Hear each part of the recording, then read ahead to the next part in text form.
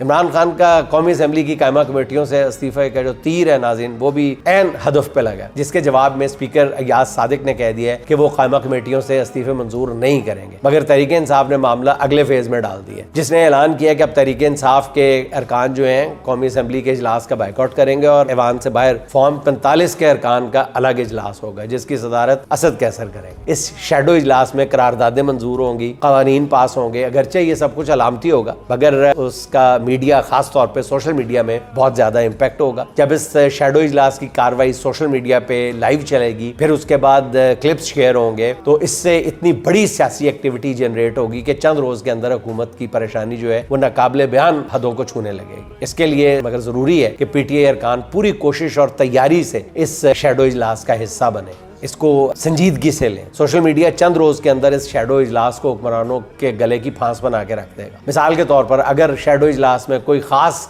कानून मंजूर हो गया, बस उस खास कानून के बारे में आप सिर्फ अपने तखय्युल को हरकत दें, इस इजलास की कार्रवाई सोशल मीडिया पे चलाई जाए, अभी किसी को पता नहीं है कि उससे क्या तूफान बरपा हो सकता है, इसका इंटरनेशनल इम्पैक्ट क्या होगा, मगर उसके लिए जरूरी है कि पीटीआई के सब अरकान इजलास में पूरे जोश और जज्बे के साथ शरीक हो। ऐसा ना हो कि इजलास का एजेंडा देख कर ही इजलास क्या इस्लामाबाद से बाहर चले जाए। बहरहाल मेरे ख्याल में ये शैडो इजलास वाला आइडिया बहुत जबरदस्त है और इस पर अमल करने से पीटीआई को बहुत ज्यादा फायदा होगा।